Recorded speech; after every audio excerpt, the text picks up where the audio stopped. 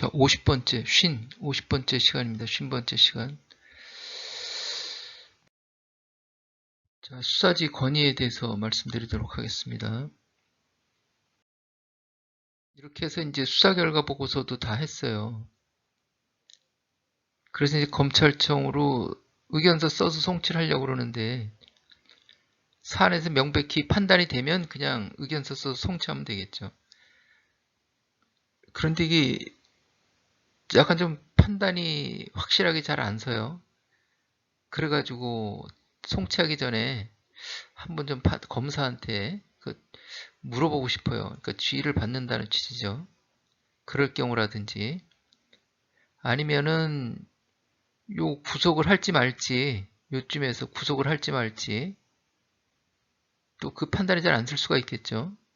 그럴 경우에 구속을 할지 말지 판단이 안 쓸 경우에, 아니면은 이 수사 과정 전체에 대해서 아무튼 내가 이 수사를 진행하는 데 있어서 궁금한 게 있다 그러면은 그것을 물어보는 통로, 그게 바로 이제 수사지휘권입니다. 누구한테 물어봐요?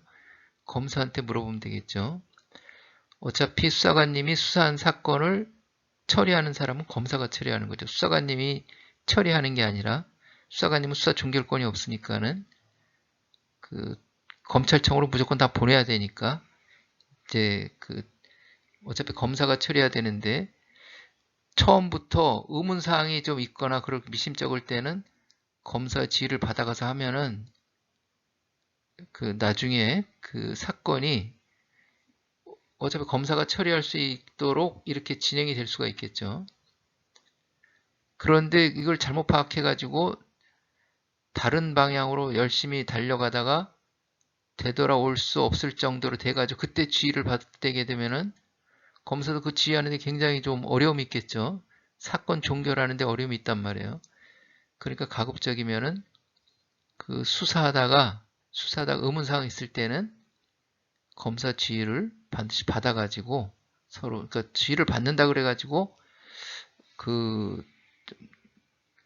너무 좀 부담스럽다고 생각할 게 아니라, 우리가 이제 바둑이라든지 장기도 그럴 때 바둑 장기 당사자들은 이게 뭐가 어떻게 되는지 잘 모르잖아요. 이게 막 거기 몰두하다 보면은 그 전체를 잘 못 보는 경우도 많죠. 이게 내가 문서를 아무리 정확하게 쓴다고 하더라도 나는 내가 오탈자 있는 걸 잘 못 보잖아요. 그럼 제3자가 볼 때는 옆에 훈수 두는 사람 잘 보일 수도 있죠.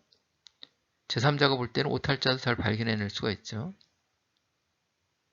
제3자는 또 그것을 저 수사하는 사람보다는 좀 더 다양한 방법으로 생각해 볼 수 있을 테니까.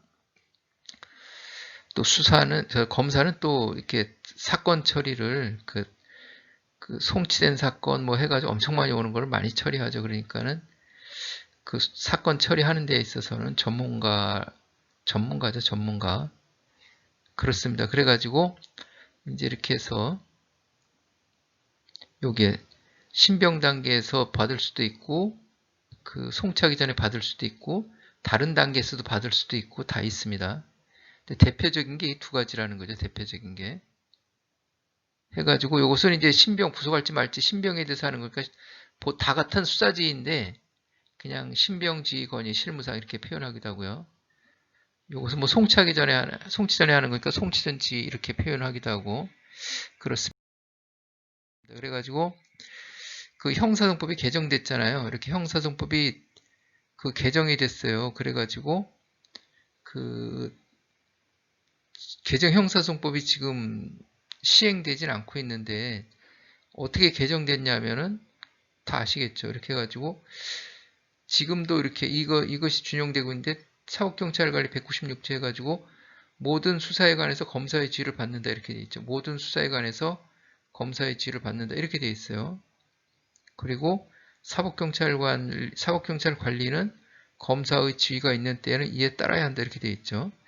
지휘를 반드시 받고 따라야 돼요. 지휘를 받고 따라야 돼요. 검사의 지휘를. 그런데 개정된 건 어떻게 돼 있냐면은 검사와 사법경찰관은 수사, 공소제기 및 공소유지에 관하여 서로 협력하여야 한다. 이렇게 해가지고 지휘 관계가 빠져버렸죠. 지휘 관계가 빠져버렸어요. 서로 협력해야 한다. 이렇게 되어 있습니다. 지휘를 안 받죠. 그렇게 이제 큰 변화가 있는 거죠. 그 일반 경찰이, 이건 일반 경찰 얘기예요. 일반 경찰 얘기. 그, 여기 보면은 특별사법경찰관이 따로 또, 그전에는 이런 조문이 없었는데, 특별사법경찰, 요거에 대해 있었는데, 이 밑에 거는 새로 생긴 거죠. 이제 개정돼가지고. 아직 시행은 안 됐지만은. 그래서 다 바뀌었더라도, 특별사법경찰관은 모든 수사에 관해 검사의 지휘를 받는다. 이렇게 되어 있습니다. 특별사법경찰관은 모든 수사에 관해 검사의 지휘를 받는다. 여기 리는 빠졌네요. 특별사법경찰리는 검사의 지휘를 받으라는 말이 없는데, 그 특별사법경찰관리는 검사의 지휘가 있는 때에는, 여기에는 또 리가 포함되어 있네요. 해서 검사의 지휘가 있는 때에는 이에 따라야 한다 해서 결국에 특별사법경찰관리는 검사의 지휘를 받고 따라야 된다 이렇게 되어 있죠. 이것은 개정 전이나 개정 후에나 특별사법경찰관리는 똑같죠. 일반 경찰은 지휘를 받지 않지만 특별사법경찰관리는 검사의 지휘를 받는다 이렇게 되어 있습니다. 자, 그래서 수사지휘가 뭔지 이렇게 보도록 하겠습니다.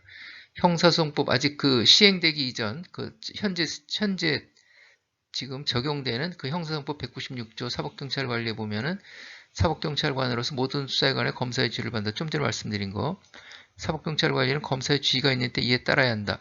검사의 지휘에 관한 구체적인 사항은 대통령령으로 정한다. 이렇게 되어 있죠. 그래가지고 검사의 이 대통령령이 검사의 사법경찰관리에 대한 수사 지휘 및 사법경찰관리의 수사 준칙에 관한 의기적 그래가지고 이거 되게 길어요. 이게 그냥 간략하게 수사 규정 이렇게 표현하기도 하는데 그 대통령령이 있죠. 이게 해가지고 여기 있네요. 검사의 사법 이거 처음에 잘 읽혀지지가 않을 거예요. 근데 자꾸 보다 보면은 또 외워지더라고 이거. 굳이 뭐 외울 필요는 없겠지만 그래도 외워져요. 제3조 수사지 일반 그래가지고 검사는 사법경찰 관리에게 구체적 사건의 수사에 관해 필요한 지휘를 할 수 있다. 4조 수사지휘 건의. 사법경찰관은 이제 검사는 이걸로 해서 지휘하는 거고 우리가 수사지휘 건의하는 거는 이걸로 해서 이제 지휘 건의하는 거죠. 사법경찰관은 사건을 수사할 때 검사의 지휘가 필요하면 검사에게 건의하여 구체적 지휘를 받아 수사할 수 있다. 이 규정으로 우리가 수사지휘 건의를 하는 거죠. 하다가 궁금한 게 있으면 지휘가 필요한 거죠. 하다가 우리 잘 모르고 궁금한 게 있으면 판단이 잘 안 서고 그럴 때는 지휘가 필요하니까 지휘가 필요하면 검사에게 건의해서 지휘를 받아 수사할 수 있다. 이렇게 되어 있잖아요. 이렇게 되어 있습니다. 그 사법경찰 관리는 검사가 기한을 지정하였을 때는 기한 내에 지휘사항을 이행한다. 그러지 못했을 때에는 수사 기일 연장 지휘 건의를 한다. 이렇게. 경찰은 고소고발 사건을 접수하면 2개월 내에 처리하는데 그 기간 내에 처리하지 못할 경우에는 검사한테 수사기일 연장 지휘를 받아 처리한다. 이런 규정도 있죠. 그렇게 되어 있습니다. 여기 나와 있네요. 미리 제가 말씀을 드렸네. 여기 나와 있고.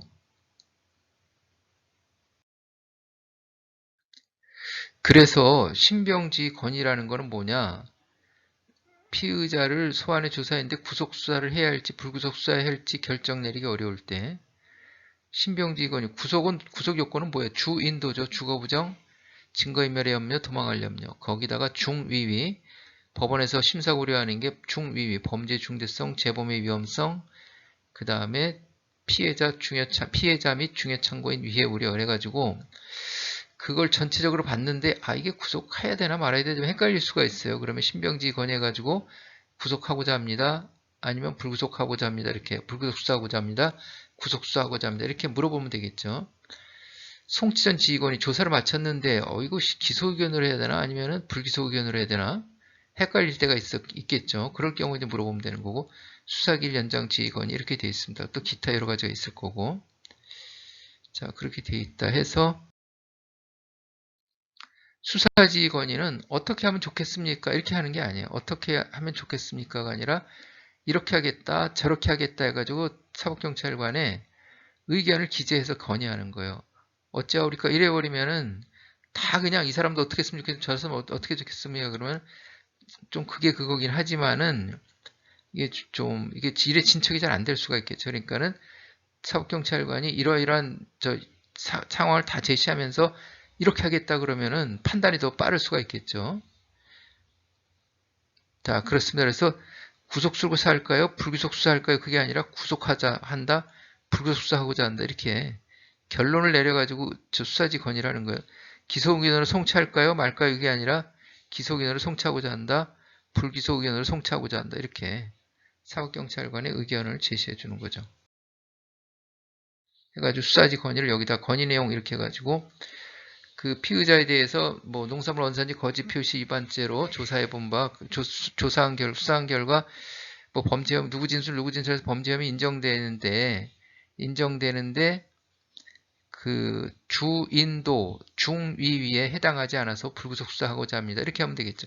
구속할 때는 주인도 중위위를 써주면 되고, 불구속 수사하고자 한다고 할 때는 주인도 중위위에 해당하지 않는다고 써주면 되고, 그런 식으로 이렇게 하시면 되겠죠. 송치하기 전에, 송치 전 주의 같은 경우에는 저기 누구의 진술에서 범죄 혐의 인정되니까 기소의견으로 송치하고자 합니다. 아니면 인정되지 않으니까 불기소의견으로 송치하고자 합니다. 혐의 없음, 증거불충분 혐의 없음으로 의견으로 송치하고자 합니다. 이렇게 한다든지 하시면 되겠죠. 그 수사기일 연장지 해서 이렇게 서식이 있는 거고요. 수사 진행 내역 해가지고 누구누구 조사, 피의자가 참고인이 한 10명 돼가지고 이거 2달 내에 조사하기 힘들어가지고 언제까지 그 기일 연장해서 조사하겠다 이렇게 하면 되겠죠. 언제까지 어떠한 사유로 언제까지 기일 연장해서 수사하겠다 이렇게 그렇게 하면 검사 이제 그러라 말아라 이렇게 하시겠죠. 하겠죠. 이렇게 신병 관련 지휘 건의서 기재 구속해야 할지 불구속해야 할지에 대해서는 불구속 수사하고자 합니다. 라는 의견이면은 불구속 수사하고자 하는 의견이면은 구속영장 신청 요건을 해당하지 않는다는 내용을 주거 일정하고 도주 우려 없고 증거인멸 없고 불구속 수사하고자 한다. 범죄가 중대하지 않고 재범의 우려가 없고 피해자 및 중요창의 우려가 없다는 내용을 기재한다. 구속 수사하고자 하는 경우는 이제 반대로 기재하면 되는 거고. 그 다음에 기소의견이면은 자백하고 있고 진술 이렇게 했으니까 범죄 혐의 인정돼서 기소의견으로 송치하고자 한다. 인정되지 않으므로 불기소의견으로 송치하고자 한다. 이렇게.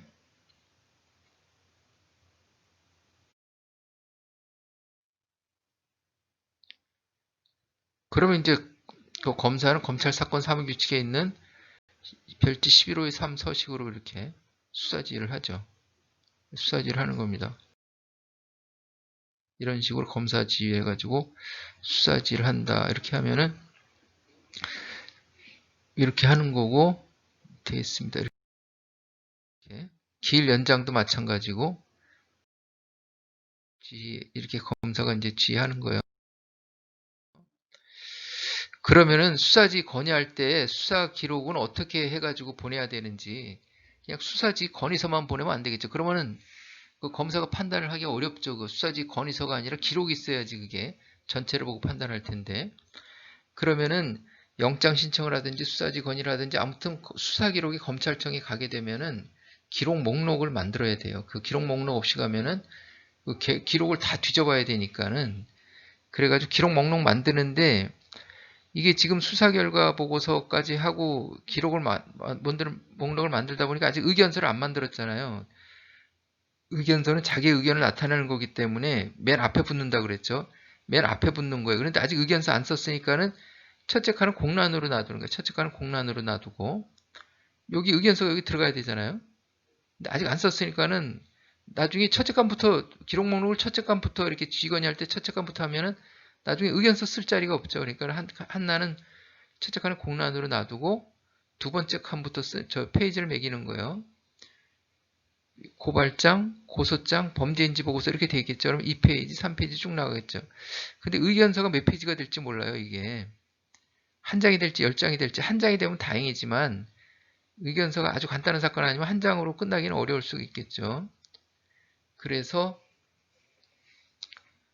몇 페이지 그러면 이제 여기가 의견서가 몇 페이지가 될지 모르니까 당연히 고소장, 고발장, 인지보고서도 몇 페이지부터 시작할지 모르니까 그러면 기록 목록을 만들 수가 없잖아요. 그러니까는 의견서를 한 장이 됐든 100장이 됐든 1페이지로 보는 거예요. 1페이지. 어떻게 하면 의견서가 100장인데 어떻게 하면 1페이지로 볼 수 있을까요? 1-1, 1-1, 1-3, 1-100 하면 1페이지죠. 그 다음부터 2페이지로 쓰면 되는 거예요. 이렇게. 그렇게 하라고 범죄수사규칙하고 특별사법경찰관리 직무규칙에 나와 있어요. 그렇게 하시면 됩니다. 날짜 순으로 이제 쭉 하시면 되는 거고. 자, 그렇게 해가지고 2페이지부터 쭉 편철하는 거예요. 인지서 해가지고. 의견서는 아직 없는 거죠. 그렇게 기록 목록하고 이것만 보내버리면은 검찰에서 받아가지고 이게 무슨 기록이지 해가지고 모를 거 아니에요. 이거 어떻게 된 거야? 이렇게 할 거 아니에요. 그러니까는 임시 기록 표지를 A4 용지에다 사인펜으로 쓰던 컴퓨터로 치던 임시 기록 표지를 만드는 거예요. 그래서 여기다가 수사지 건의해서 제목을 해주고 이 기록이 왜 왔지? 검찰에서 이 기록이 왜 온 거야? 이렇게 수사지 건의다. 피의자 이름 써주고 제명 써주고 소속기관 그 수사관서 써주고 담당자 써주고 연락처 써주면 검사가 검토하다가 의문사항이 있으면 여기 사무실이나 휴대폰으로 전해서 물어보면 되겠죠. 그렇게 하면 돼요. 그러면은 수사지 건의인데 건의서는 어디가 있지? 건의서 해가지고 예전에는 수사지 건의서를 이 기록 사이에 끼워서 그냥 보냈어요. 두 부를 한 부는 그 검찰청에서 결제 보관용으로 있고 한 부는 이제 수사 기록에 붙어 있는 거예요. 건의서 한 부는 그래가지고 그 건의서 두 부를 핀침으로 수사 기록 사이에 끼우든지 핀침으로 떨어지지 않게 고정하면은 한 부는 떼가지고 검찰에서 결제 보관하고 한 부는 검사가 이제 그 과거에는 건의서에다가 이렇게 지휘를 해줬는데 지금은 지휘서를 별도로 이렇게 출력을 합니다. 별도로 출력을 해요. 그러니까는 지휘서를 별도로 출력해서 건의서와 같이 기록에 끼워놓든지 뭐 하겠죠. 그러면은 그렇게 해서 지휘서가 오면은 기록은 어떻게 되는 거예요? 앞에 있던 임시기록 표지는 이제 더 이상 필요가 없죠.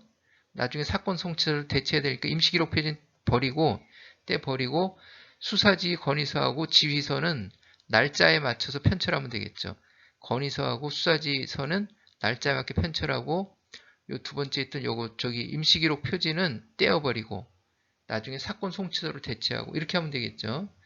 그런 식으로 하시면 되겠다 해서 이번 시간에는 수사지 건의에 대해서 알아봤습니다. 그러면 이것으로 마치도록 하겠습니다. 다음 시간에는 의견서가 되겠죠. 이제 건의까지 다 했으니까 이제 의견서 어떻게 쓸지 그 부분에서 알아보도록 하겠습니다. 자, 수고하셨습니다.